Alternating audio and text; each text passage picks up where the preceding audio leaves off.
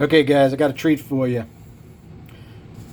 I dug out these Dodge 302 quench heads, and this is my practice for the Mission Impossible project with Uncle Tony's Garage, David Vizard, and Unity Motorsports. They were nice enough to say I could come up and work on this for a little while. So I'm like, well, if I'm going heads up with DV, I better practice because I need it. Now, I do not have extensive experience with Dodge stuff. I did, I'm thinking I did one 318 and one 360 about 30 years ago. Neither of them were quench heads.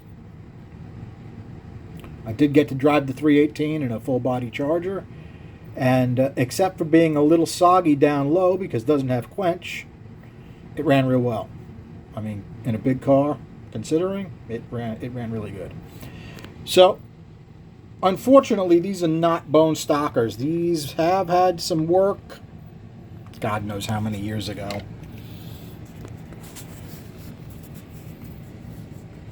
You can see it was, let me filter that. All right, that's a blue paper towel under that light. I think that shows up a little better. And I did hit it with a shot of Dykem, as I did the as stock as they're going to get flow numbers, from who knows how many years ago I ported these. I am not impressed with whatever work I did on these. I think overall, I mean, to me it looks like I gave them a quick rough out. Look at the wobbles on those walls. Terrible, right? It looks like I went over the valve job real quick. I did put K-lines in it. But knowing me, I didn't have the stuff to do guides right. Back then, those guides are probably a little loose. They may be functional, but they're probably loose. Let me show you the valves. These are actually brand new, old 318 valves. And I did give it a shot of Dykem. You can see they do not have a back cut on them yet because I wanted to see what I got the way it is. But take a look at the way that ridge has blue all the way around it. What do you think that ridge is for, guys? All right. We'll leave that as a question on the comments. But, Dodge has got some interesting engineering. Some of it's really good, and some of it you're like, what the hell were they thinking? The chamber, overall, I like it. I like this chamber. Look at the way we are coming out over here, right? Now, I know it's not stock, but that really doesn't look bad to me. The way it comes across the plug. You let me know if I goof that up, guys. Okay, you may have to laugh at the exhaust valve. Chevy 1.5 with a back cut. Why would I do a back cut? Because I believe the Dodge stockers are more of a tulip. Right? This has still got all kinds of crap on it. I don't care. It was just a first time flow. And you're like, well, Charlie, how are you going to make an 11/32 fit in a 3/8 guide? And you put a wrap of electrical tape around it. It fits perfect. Talk about hack jobs, right? Guess what? Works beautiful.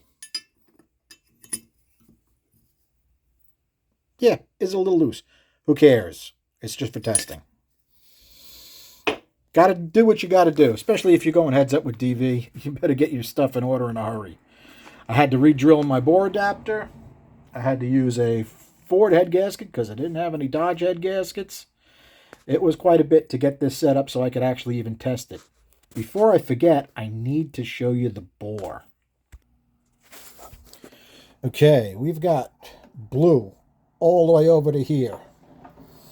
A nice patch of blue here. You know what? Let me get a little extra light on this so it looks better, guys. Okay. All right. Nice and wide. Nice and wide. All the way over to here we got. It stops right about here. That's, I think that's pretty darn good for, if, like, let's say a first cut ported, right? Because they are definitely flowing more than stock. I looked up stock flow numbers on these heads. Stock flow numbers are 170 on the intake, 117 on the exhaust. These were used between 85 and 88 on 318s, and they made like 140 or 160 horsepower. My dad had a Dodge pickup with a 318 2-barrel right around 85. Nice truck, but absolutely gutless. Oh my goodness, it was terrible. It wasn't even that good on gas because you had to step on it to get it to go. All right, that's one thing that's nice about an engine with a lot of torque. You barely have to touch the gas and you're rolling. And some of the things that we can see on this is I did change this. Okay, you can see I took some metal out of this on both sides. All right, I didn't radius this out into the chamber yet because this was like a first cut porting on these, and then they've sat for I can't tell you how many years. They really didn't get rusty though. They actually look very good considering they've been out for so long, not doing anything. Okay, you can see a little bit, I think. Short side is actually relatively nice. It's really not a bad setup. Let me see if I can get a little more light on that for you guys.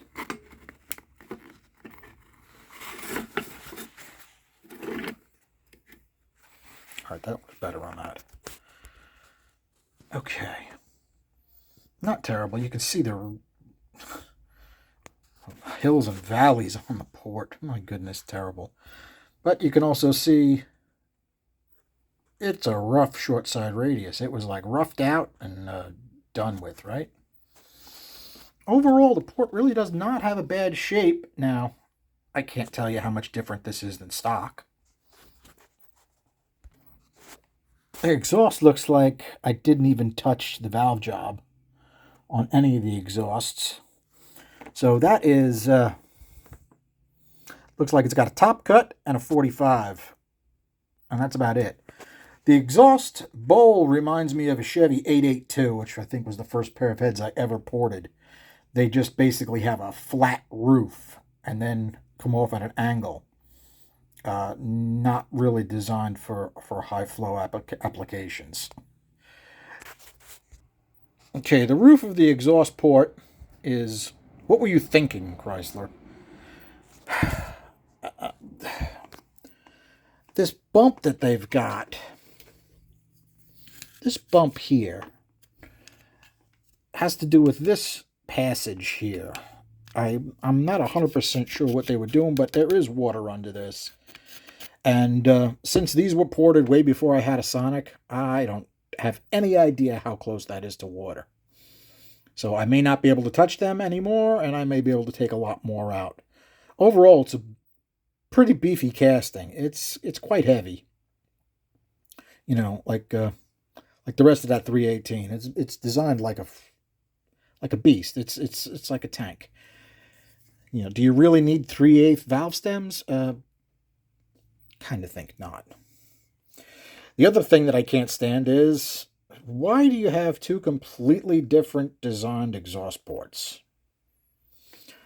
First of all, this exhaust port's way too low. The head's upside down, so this floor should have been raised. This triangle here should not even be here. That should be raised and made to make them a little bit wider, like a 440 head, and they'd work a lot better. But we're going to see what we can do. As usual, I'm going to try to keep the exits relatively close to stock. Because it's such a tall rectangular port, when I tested it, I could only use my big pipe on it, and I only did it at the maximum lift. Lift is a problem because these bosses are way high. So I was only able to get about 450 lift on the intake and about 500 on the exhaust. So the flow numbers will represent that. Okay, I had to change my filter to a white paper towel on this because I wanted to see if there was any blue.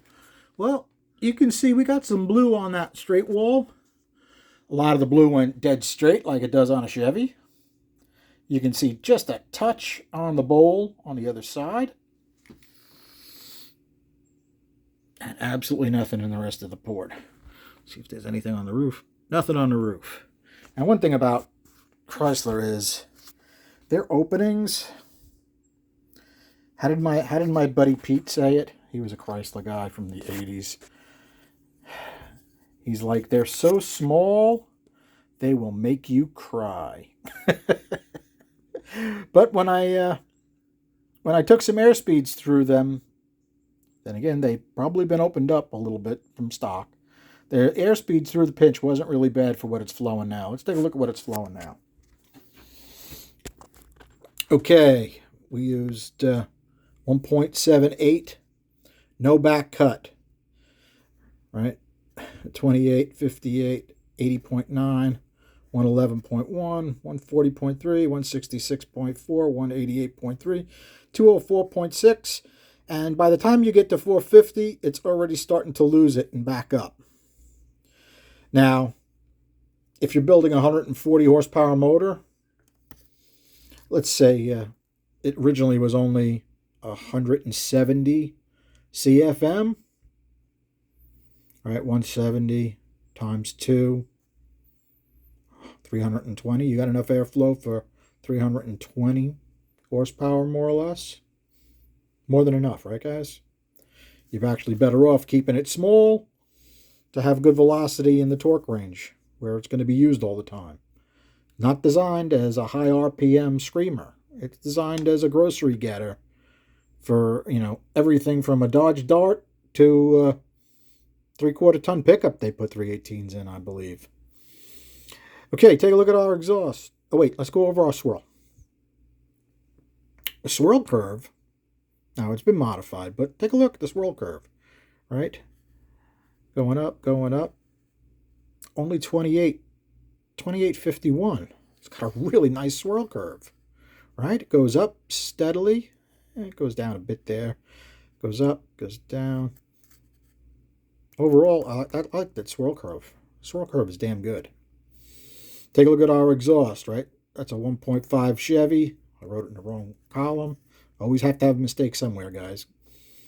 25, 54.1, 74, 92.3, 109.8, 123.8, 136.5, 144.6, 149.5, 161 with a pipe. Now, according to what I looked up, it's only supposed to flow about 117. So whatever work I've done to them made a big difference already. Okay? If it's only supposed to flow 117, I'm getting 30 plus out of it. So I definitely have to go through them and see how much metal I took out of them. I don't know how thick they were stock. But it's a beefy casting. It's not light. So I'm gonna it's not light. I'm gonna say they probably had a decent amount of metal on them. Our pinch, 270, 260, 287. Really not bad speeds at all. This is kind of interesting, right? Roof wall, real fast. Center of the cylinder, relatively slow. Look at that discrepancy. Pretty sure we can do better than that. But yet we still had decent fuel spatter. Yeah, I'd like to get a little more fuel on the center of the cylinder, but we'll see. Okay, and your short side radius, 380, 680, 369. Not really bad at all compared to the high speeds we had on the Chevy. I do have a couple more videos on the Chevy 492 Fuelie, but I think I'm going to hold off on them for a day or so. Did a lot of work on the fuel spray, which is the Dicom. Obviously, it's not identical, but I think I got a winner. It did cost me a couple CFM here and there, but I think it's still a step in the right direction. Okay, since the port is so narrow, it's not even worth doing the metal. So you got 203, 307, 239. That's a huge discrepancy on such a small port. Oh, I shouldn't say small, but it's from the top to the bottom. You can see most of it's flowing on the bottom and the middle. On this side, a little bit more on the top, right? 280, 300, 240. Be nice to even them up more, use that port more efficiently. All right, guys. I can't tell you how thrilled I am to even be considered to work on this project with these guys. Looking forward to it. All right, guys. Have a good night. Thanks for hanging out.